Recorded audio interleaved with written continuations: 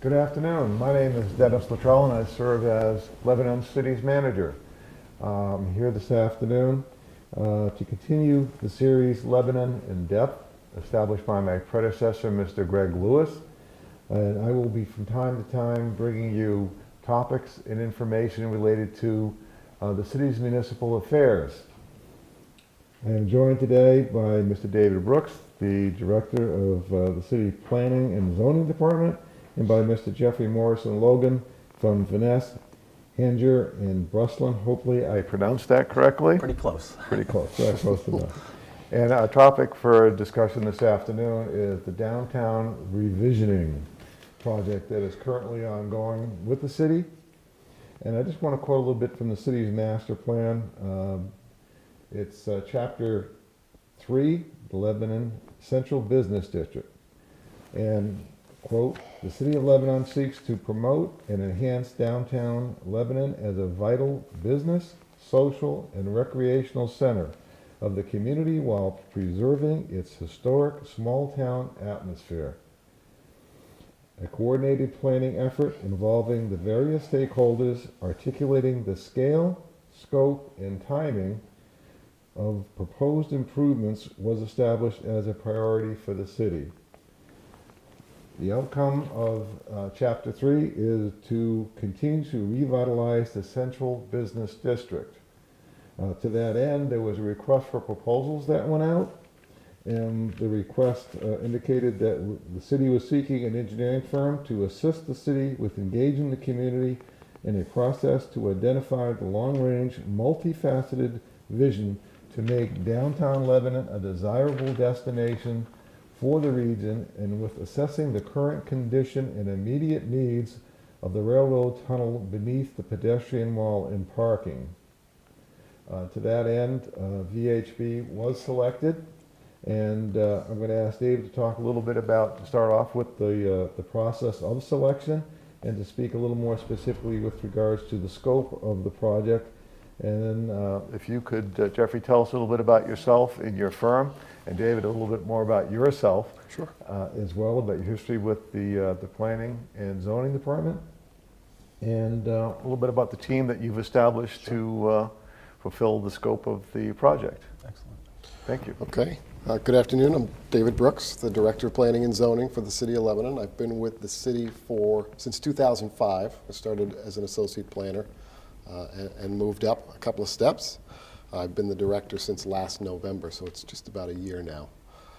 With respect to this particular project, as you said, we crafted an RFQ to request for qualifications that was published pretty widely to look for an engineering and urban design and planning consultant firm or team that could help us with this project. We had a very strong response. We had 7 different teams submit responses to the request. All of them were very solid. The decision was not that easy. Several rose to the top, and we interviewed what we thought were the top 3 firms based on their written response. Out of that, we still weren't clear.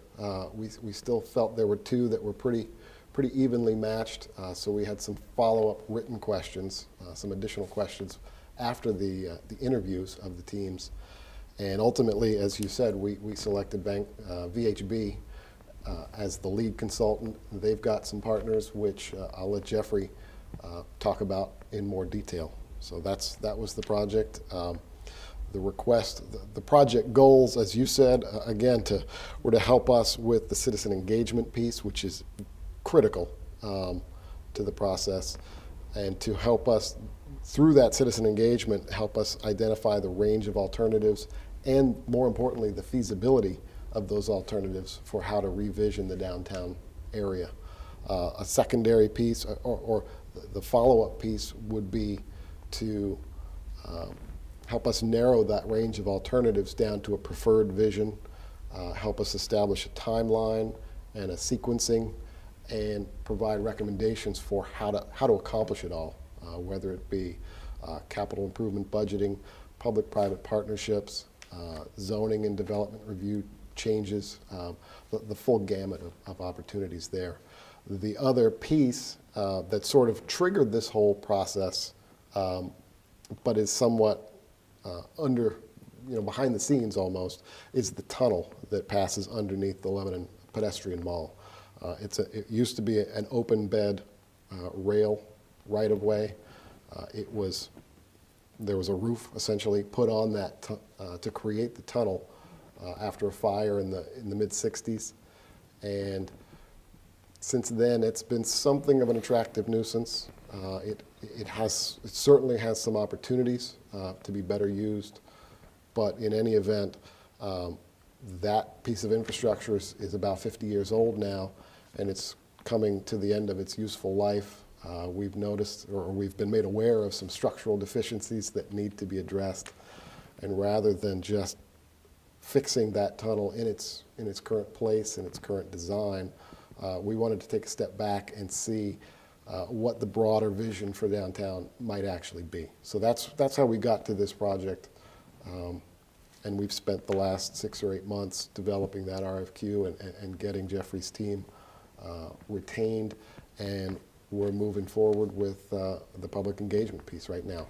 And doesn't the tunnel also play a role in the greenways project development? It certainly could. The greenway, which would connect downtown Lebanon to West Lebanon, the design and the alignment that's been prepared and envisioned so far does go through the tunnel as a way to get to and through downtown on a grade separated basis, so people don't have to interact with cars as all that much.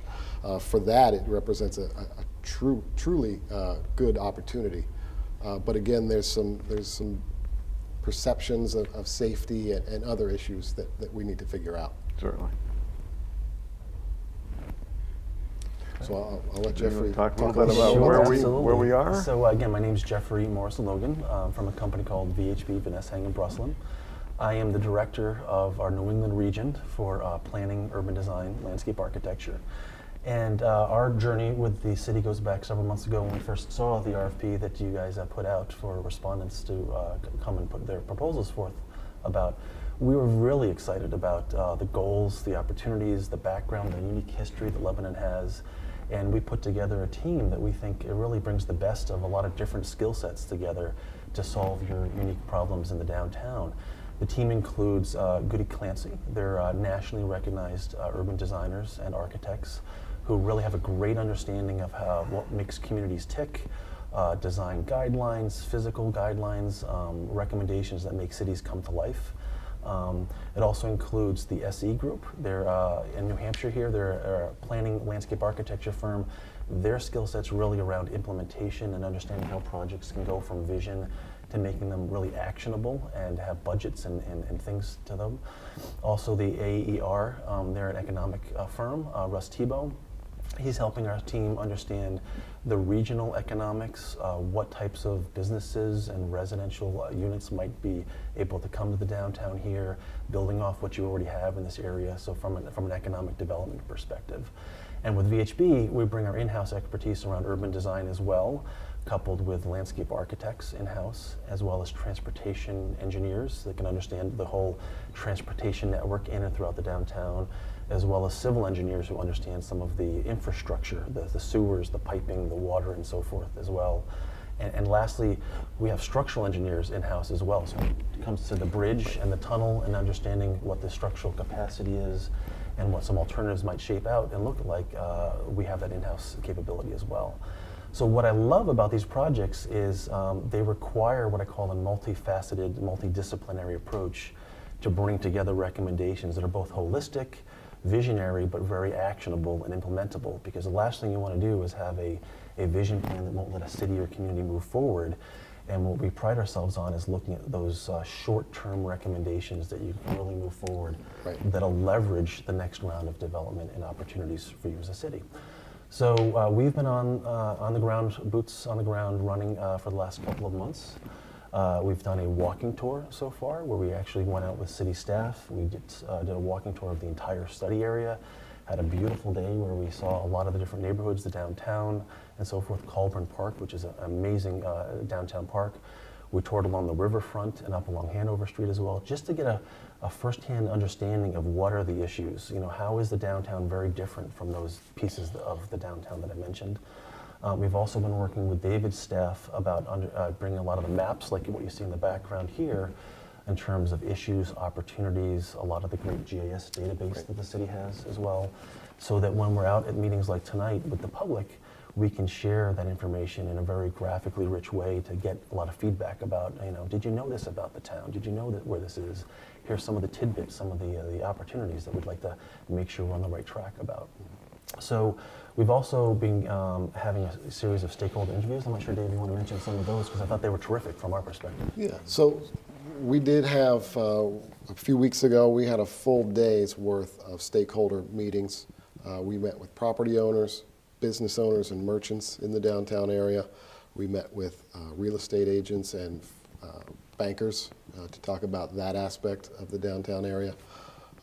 We talked with several of the city's departments that are involved in sort of programming the park and the space on the pedestrian mall, regulating that area, as well as those who are involved in enforcement and operations and maintenance, public works, police, fire. And then we followed up that with discussions with some of the nonprofit groups. Many of the nonprofit groups, we have a very strong set of organizations based primarily in the downtown area, with arts, with recreation, culture, the Chamber of Commerce, business groups, and then finally with some of the larger institutions in town that sort of contribute to and certainly benefit from a vital, and a vibrant downtown. Alice Peck Day, Dartmouth Hitchcock, Dartmouth College, River Valley Community College, which is going to be coming into the community over the next several months. So those were really, we heard lots of great comments. We got a lot of good feedback out of those 7 hours of meetings. And then we had a work session later that night with the city council to sort of bring them up to speed with what we've accomplished so far, get their feedback, get their ideas, and let them know what the next steps would be. Right. You've also reached out to the high school students as well, have you not? Yes, I've had a discussion with the head of the social studies department at Lebanon High School. We've interacted by email once or twice. I've gotten him some information.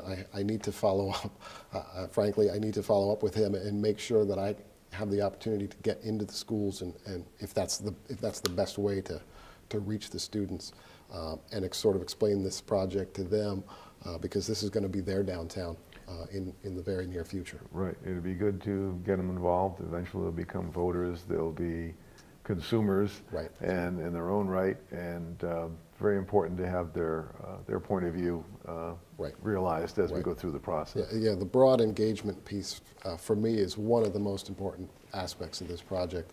Not just informing the people of what the city's going to do, but actually engaging them, getting their ideas, getting their input, getting them to help collaborate on what the solutions are going to be and getting them implemented. Right. We find a lot of that is very similar to the process that we do throughout communities throughout New England, really engaging the public to understand what the issues, the opportunities right, are, getting consensus around a preferred vision plan as well, and focusing on those implementation steps are very key. I know for this project we have 3 public meetings that are planned for the process. We have the one on October 20th tonight to talk about issues and opportunities.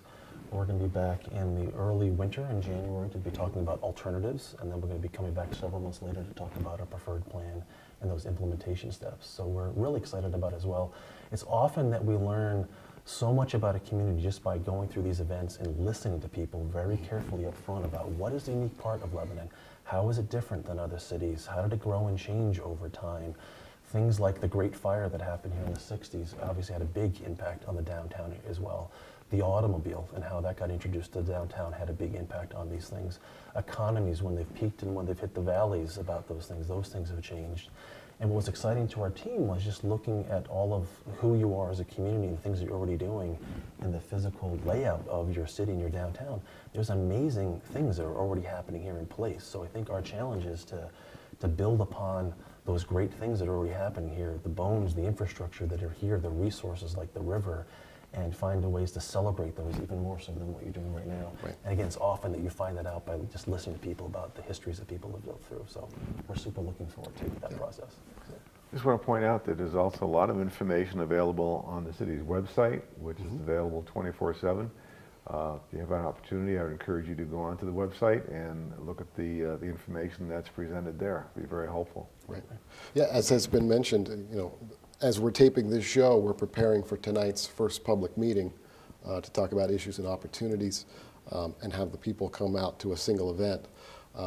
But for those who are unable, and even for those who do make tonight, we're also working on other ways to get input and get ideas from people. We're working on, as you noted earlier, the communicating with the high school and students. We're hopefully going to go to them. We've got posters up in a few locations in the area, down in City Hall and a couple of restaurants and other downtown buildings, where it just sort of, it's just I wish downtown Lebanon, ... and fill in the blank. What do you wish it had? What do you wish it was? What do you wish it could be?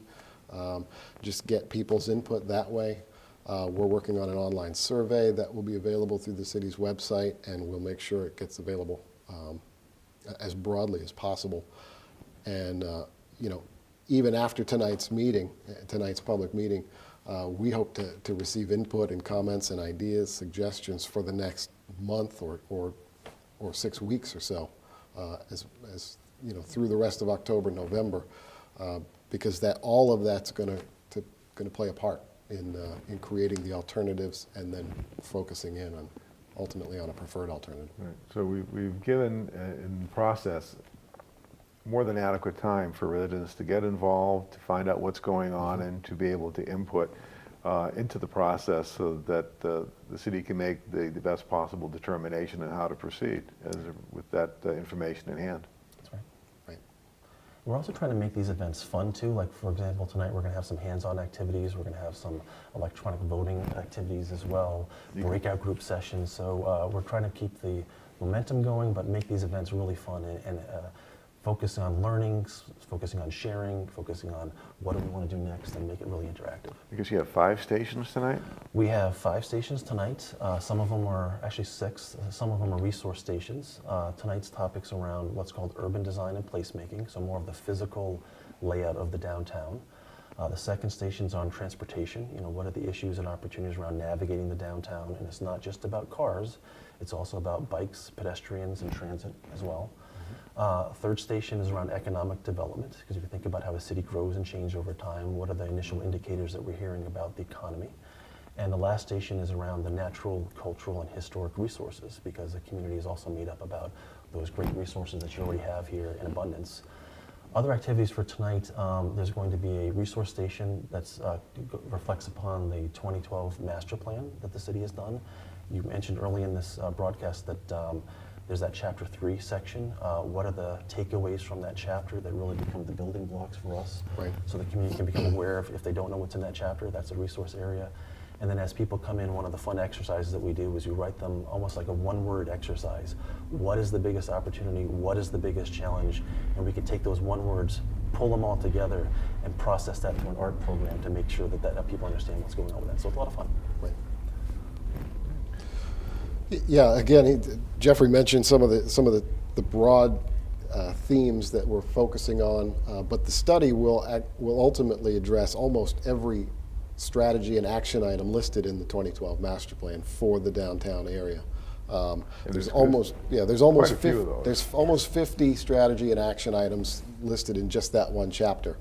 And some of the broader themes are the land use mix and business. The mix of businesses, making sure we get the appropriate kinds of businesses to support the other businesses, as well as the residents, the students, the workers in the downtown area. Another aspect of the project will be branding and marketing. We want to sort of hone in on an identity for this particular part of downtown. What's gonna be our identity for the area? Urban design, as was mentioned. Functionality of downtown, both from walkers, bikers, transit users, drivers, parking and maneuvering around Colburn Park. Colburn Park is challenging, even for longtime residents, to maneuver with cars coming from multiple directions at multiple different times. For people who are new to town, it can be kind of scary, to be honest with you. I can speak to that a little bit as a To be honest newcomer with to you. town myself. You know, we hear from the driver's ed teachers. They say if somebody can navigate Colburn Park, then they graduate. They're ready to go. So the wayfinding and gateways that help people get into downtown and know that they're arriving in downtown, those are going to be important. Again, the vehicular traffic flow, parking management. We hear a lot that there's parking concerns. When we look at the usage of parking, we see literally hundreds of spaces that are not being used on a regular basis. So we need to figure out how that's all going to work. Downtown events, we heard through those stakeholder meetings that the vibrancy, the vitality of downtown on a Thursday night with the farmers market going on is just fantastic. And if we can capture that and have it be that way, feel that way the other 5 or 6 days a week, then we really have a great downtown. Public arts and fountains, as I said, we've got some great arts organizations, visual arts, performing arts, where there's opportunities for sort of impromptu shows on the pedestrian mall, or in the Opera House, or at Ava Gallery, or in the park. There's all kinds of great opportunities, and then the sort of the hidden gem that is lost in all of this in the day-to-day, the way downtown is built out, is the river. There's a beautiful river that passes through downtown. There's some rapids. It's a great spot to sit and just relax. But right now it's in our backyard. People don't see it. They drive over it. Some people may not even realize that it's there. So that's something that we really want to focus on as well. It'd be very nice to have the residents and our guests get reattached to the river. Absolutely. And again, I was looking for it when I first came to town. It was hard to find. Right. And I'd like to make it a little bit simpler and easier for people to find and partake of its beauty.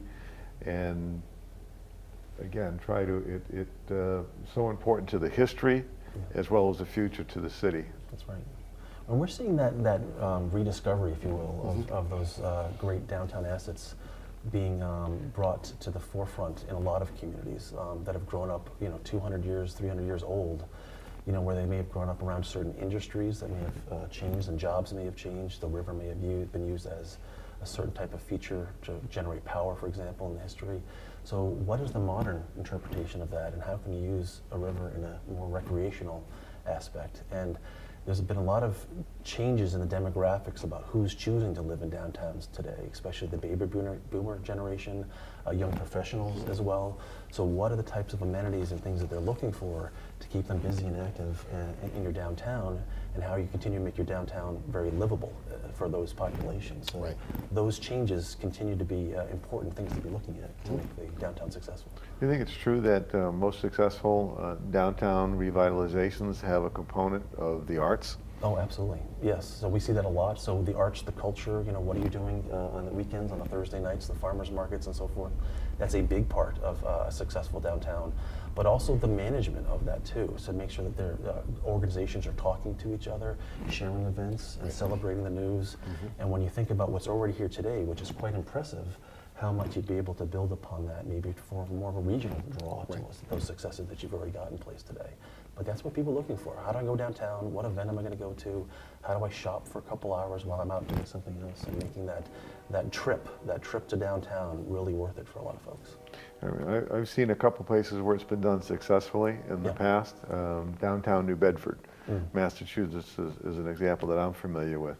New Bedford was a place nobody wanted to go to. That's right. And now there's an urban national park there, the Whaling Museum, which had been there for a while.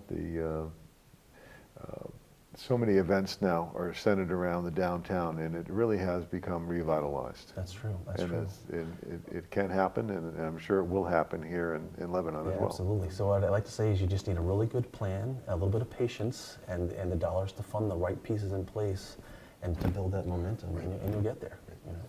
And the benefits of a strong, vibrant downtown ripple far beyond the downtown.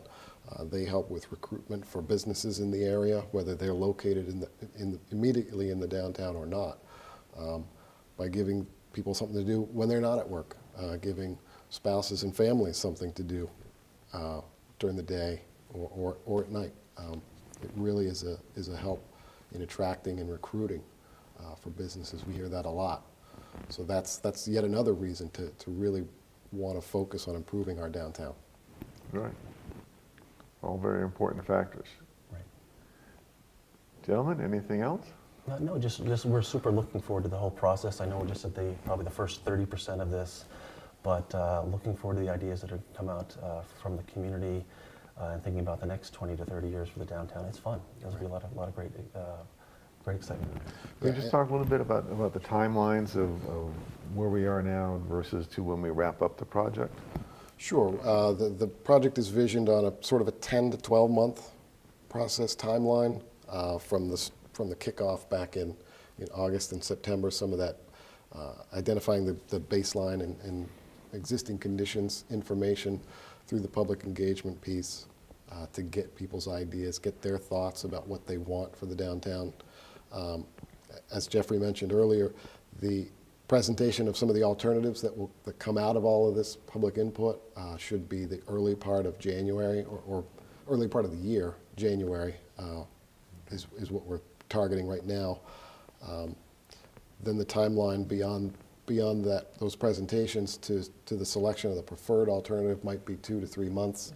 So probably we might have a final report presentation by April, May of next year if everything goes well.